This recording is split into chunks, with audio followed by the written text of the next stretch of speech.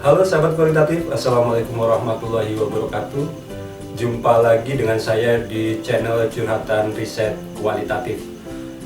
Sahabat kualitatif yang berbahagia, pada hari ini, pada kesempatan ini, saya hadir kembali di hadapan sahabat semua, ingin berbagi tentu terkait dengan riset-riset kualitatif, sahabat kualitatif. Nah, atensi saya kepada sahabat semua, semoga sampai saat ini sahabat kualitatif di Indonesia selalu dalam keadaan sehat dan berada dalam lindungan Allah Subhanahu wa Ta'ala, Tuhan yang Maha Esa. Baiklah sahabat kualitatif, pada saat ini saya ingin berbagi terkait dengan bagaimana cara menulis bab 4. Nah, ini penting karena ini substansi di dalam penelitian hampir 60% ada di bab 4 ini. Nah, tergantung kita menjabarkan atau menarasikan atau menulis bab 4 ini bagus atau tidak dan bisa menjawab pertanyaan penelitian kita atau tidak. Nah, ini di bab 4.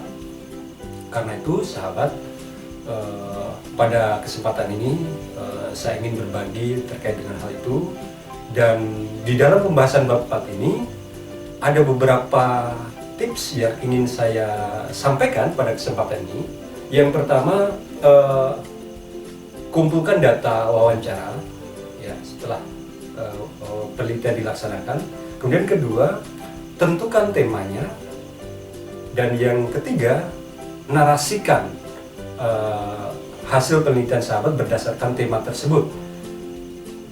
Dan yang keempat, tentu kalau sahabat mau merefleksikan ke dalam hasil penelitian yang lebih spesifik, silakan. Jadi ada 4 itu ya. Jadi ada refleksi terakhir kalau mau direfleksikan. Tetapi kalau misalnya penelitian sahabat itu nanti berhentinya pada narasi hasil saja, ya sudah selesai sampai 3 tahap tadi. Nah, oke sahabat, kita mulai saja. Namun sebelum lanjut, bagi sahabat kualitatif yang merasa konten dalam channel ini bermanfaat, jangan lupa subscribe-nya ya, gratis loh. Dan jangan lupa juga beri like dan komentarnya ya, agar kalian selalu mendapat update video menarik seputar penelitian kualitatif dari channel ini. Oke sahabat kualitatif, mari kita lanjutkan pembahasannya. Mari kita bahas terkait dengan mengumpulkan data wawancara. Nah, di tahap ini sahabat, pertama sahabat harus mengumpulkan juga terkait dengan preferensi sahabat pada saat melakukan penelitian. Apa itu isinya? Tentu di situ ada catatan-catatan yang jangan sahabat lupakan terkait dengan gestur informan. Ya, yang pertama, gestur informan itu juga penting. Jadi sahabat akan mengetahui terkait dengan pokok-pokok pikiran informan itu melalui gestur. Jadi antara gestur dan apa yang dia sampaikan itu akan menjadi kombinasi yang sangat unik dan sangat bermakna tentunya bagi peneliti kualitatif. Yang kedua, situasi dan kondisi di mana informan itu berada. Jadi itu juga jangan lupa untuk dibuat catatan-catatan kecil yang nanti kita butuhkan pada saat akan kita melakukan analisis datanya. Itu yang pertama. Yang kedua, tahap berikutnya, tips berikutnya yaitu setelah sahabat dapatkan itu, kemudian transkrip atau manuskrip ya, transkrip jadi manuskrip. Jadi hasil wawancara itu sahabat harus transkripkan dulu ke dalam teks tentunya, tulisan ya. Jadi dari voice, dari suara, dari hasil wawancara, dari rekaman, sahabat transkrip menjadi teks. Nah, setelah itu langkah selanjutnya sahabat harus menentukan tema. Tadi dimasuk di tahap kedua, yaitu menentukan tema. Nah, pertanyaannya bagaimana tema ini bisa ditemukan? Nah, untuk menemukan tema sebenarnya sederhana cara berpikirnya sahabat. Pola pikirnya seperti ini. Kalau kita kuliah mengambil konsentrasi A misalnya, nah di dalam konsentrasi A itu ada mata kuliah. Nah, konsentrasi itu sebagai topik, mata kuliah itu sebagai tema. Nah, kalau kita bawa di dalam kondisi penelitian, maka seperti begini ceritanya. Kalau misalnya sahabat melakukan penelitian di satu situs penelitian, maka situs penelitian itu sahabat bagi berapa kondisi. Jadi, buat saja kondisi 1, kondisi 2, kondisi 3. Nah, itulah tema.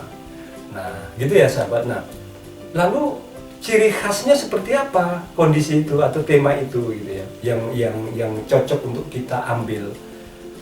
Tentu tema itu harus mewakili karakter informan atau karakter situs. Nah, jadi seperti jalan cerita begitu, ada episode 1, episode 2, episode 3. Jadi sahabat silahkan membuat alur ceritanya, kemudian sahabat bisa pecah-pecah menjadi beberapa bagian. Nah, beberapa bagian itulah yang saya maksud tema. Nah, karakter ini tentu sangat bervariasi tergantung sahabat mau meneliti apa, gitu, dengan topik apa, kemudian menemukan tema apa saja, gitu. Nah, yang pasti bahwa tema itu harus membentuk struktur hasil penelitian. Jadi kalau seperti bagan begitu ya sahabat, ada ketua, ada sekretaris, ada bendahara. Nah, itulah tema. Jadi harus membentuk seperti struktur seperti itu. Jadi tema-tema itu usahakan membentuk struktur seperti itu. Nah, kemudian ceritanya mengikuti alur itu gitu ya sahabat. Jadi caranya buat ceritanya yang membentuk struktur, kemudian bagi beberapa tema, beberapa bagian. Nah, itulah kira-kira yang saya maksud menemukan tema. Nah, setelah sahabat menemukan tema, maka selanjutnya adalah sahabat menarasikan. Tetapi sebelum menarasikan, yang perlu sahabat lakukan adalah mengelompokkan data wawancara yang sudah sahabat transkrip dalam bentuk teks itu ke dalam tema-tema tersebut. Jadi sahabat kelompokkan dulu gitu ya. Teks wawancara ini masuk di tema berapa, masuk di tema berapa yang berikutnya gitu ya. Jadi silakan itu dikelompokkan ke sana. Jadi hasil wawancara yang sudah ditranskrip itu kelompokkan ke dalam tema-tema yang sudah sahabat buat. Nah, itu langkah selanjutnya. Nah, kemudian setelah itu sahabat bisa menarasikan atau menceritakan. Jadi menceritakan itu ya sahabat tentu harus kuat preferensinya, harus kuat referensinya tentang situs, tentang keadaan situs, tentang gestur informan. Itu harus kuat, suka tidak suka harus kuat di sana. Nah, dengan begitu maka sahabat akan dengan mudah sekali menceritakan hasil penelitian yang sahabat tulis. Nah, menarasikan ini bebas aja, fleksibel aja, ikuti kata hati sahabat dalam menulis sehingga tidak kaku, tidak perlu tergesa-gesa, rileks saja. Nah, tuliskan apa adanya. Nah, untuk menceritakan itu sahabat kan membutuhkan dukungan data. Nah, supaya seperti itu bisa terlaksana, maka tadi kan sahabat sudah mengelompokkan data berdasarkan tema.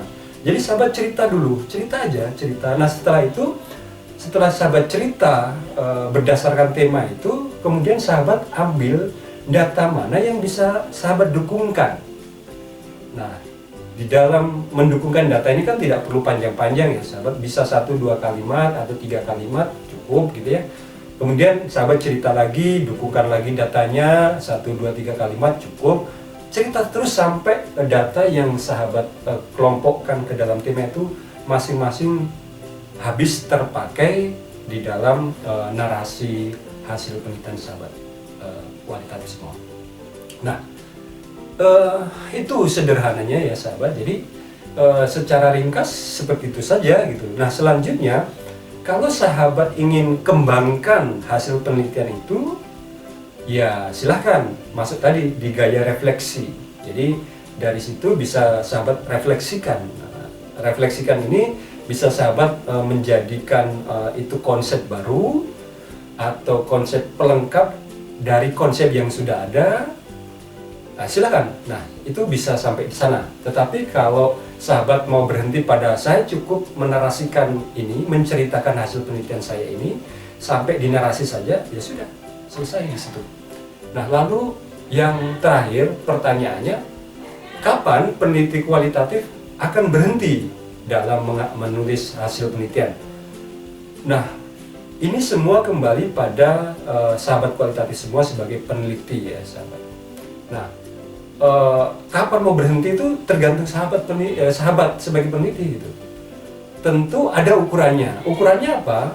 Ketika hasil yang sudah sahabat tuliskan itu sudah bisa menjawab pertanyaan penelitian sahabat. Nah, gitu ya. Jadi pertanyaan penelitian yang sahabat tuliskan di bab 1 itu bisa dijawab dengan hasil penelitian yang sahabat tuliskan. Sudah sampai di situ. Kalau sudah selesai, selesai. Tapi kalau misalnya sahabat merasa bahwa oh ternyata hasil penelitian saya belum cukup untuk menjawab, ya silakan lanjutkan lagi. Nah, itu kira-kira ya sahabat ya. Jadi sampai di situ saja, sederhananya begitu. Jadi kalau saya bisa simpulkan di bab 4 ini gampangnya adalah jadi buat transkrip dulu ya, transkrip hasil wawancara, kemudian kelompokkan hasil wawancara ke dalam tema-tema, kemudian narasikan hasil wawancara itu berdasarkan tema tersebut. Itu saja ya sahabat. Jadi tidak terlalu rumit, tidak terlalu tidak terlalu apalah ya, tidak terlalu susah dilakukan dalam menulis bab 4 ini. Itu kira-kira sahabat kualitatif semua. Semoga apa yang saya sampaikan ini sedikit memberi gambaran ketika sahabat sedang galau dalam menulis bab 4. Semoga apa yang saya sampaikan ini juga dapat menjadi informatif dan bisa memberikan informasi yang berguna dan bermanfaat untuk sahabat kualitatif di Indonesia. Demikian sahabat kualitatif, semoga kita selalu dalam lindungan Allah Subhanahu wa taala. Saya akhiri, billahi taufiq wal hidayah. Wassalamualaikum warahmatullahi wabarakatuh.